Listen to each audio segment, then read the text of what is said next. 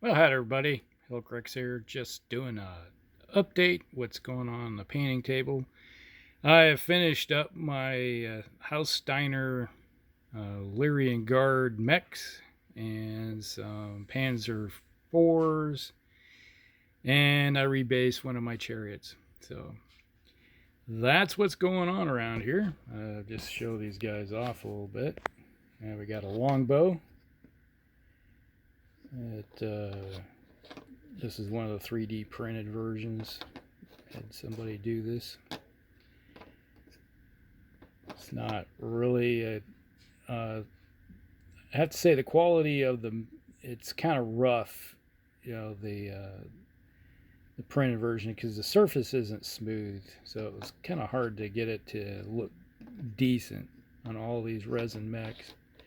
But you do what you got to do. So that's the longbow.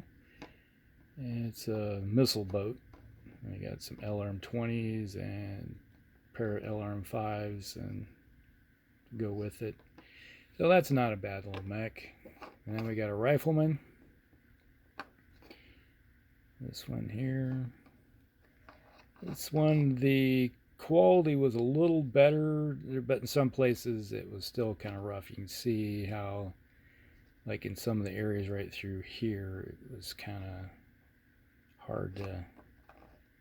I did some shaving and stuff to get them to smooth out the flat surface. Otherwise, it was kind of bubbly, but not bad for a rifleman. And then we have a catapult. Catapults are a really decent little mech for the game. I like using them whenever possible, especially if you want something that has jump jets on it to be a little more mobile for your fire support mech. So this one was in a little better condition. You can see it's like, but you can see like right here, that leg right there, right on the hip, how it's like kind of rough. Yeah, it was similar to everything on these.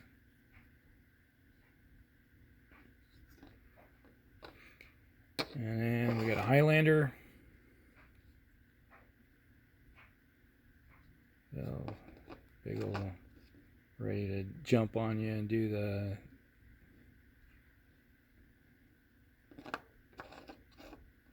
Highlander burial on somebody if it wanted to, death from above basically. I love having an assault mech with jump jets. It came out pretty decent, this one did. Still, it's a little rough in some places. And then last but not least, we have a king crab. This is the old metal. This one's made out of lead. This is really heavy. It's like you could take all these mechs together, and I don't even think you'd make a quarter of the weight of this thing, as heavy as it is. And it's like you got a old one from way back. This one got buried, and when I found my was looking for some of my miniatures for my undead army, I found this one is like, oh, he's in the bottom of the box with my other those undead spearmen from the 80s or early 90s. They got put in a box when I moved, and I was like, this guy was just sitting there ready to be assembled. So I put him together, and now he's painted. It's only taken forever and a day, but he's ready for action again. So that makes, I think, my third king crab of this style. Don't know why I bought another one, but hey, back then this would have been like a $2.50 or $3 mech miniature when you were purchasing. They were cheap because lead was cheap. And okay, we got a couple Panzer fours all done up, ready for action. Hit the field. These are classic Soldier Company plastics.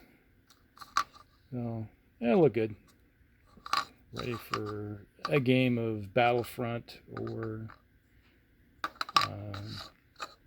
Battle Group, one of the two systems for Flames of War or Battle Group game.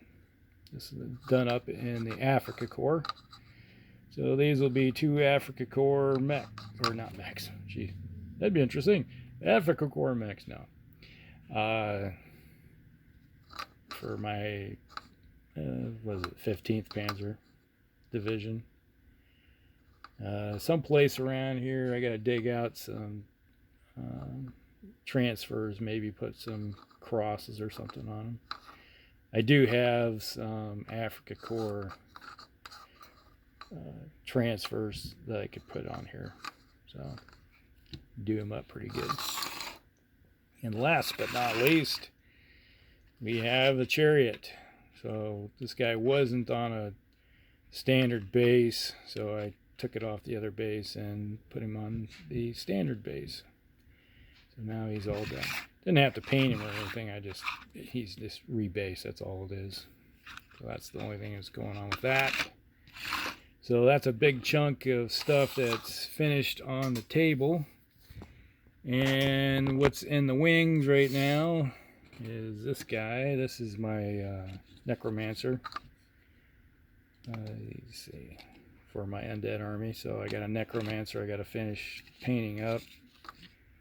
Get him done. Added to the army. And then I do have these, what was it, 7th edition, 8th edition, I call them Hex Race. I need to work on, finish them out. I did put some paint on them, and then I tried just some a wash of, that contrast green, just to see how that would look for base. And it looks kind of shabby, so I'm not sure exactly what I'm going to do with them now, so we'll get around to figuring it out. It might be just dirty these things up or something, and then put some greens and stuff in for like flames or something of that nature. But that is everything. Oh, wait a minute. I've showed this guy before. I haven't done anything. I don't think I've done any more work on him since I showed the last time in this bust. So all the base colors are in place now. I just have to start working on bringing everything up to speed, highlighting everything. That's going to take a while. Hopefully I'll have this guy done by Christmas. That's my goal. And then I'll put him on a base. Let's see if I got a base here. Yes, I do. I got a wood plaque that I picked up, so it'll be on this wood plaque, something like that. I'm just debating whether I want to put him on a base topper, make like a dioramic effect or something, and then I got to run over to like Menards or someplace and get some light stain, bring out the wood green on that and seal it up. So that's part of the plan. And obviously I got all my Chaos Dwarfs parked over here just staring at me going, hey, what about us? And some Dystopian War stuff.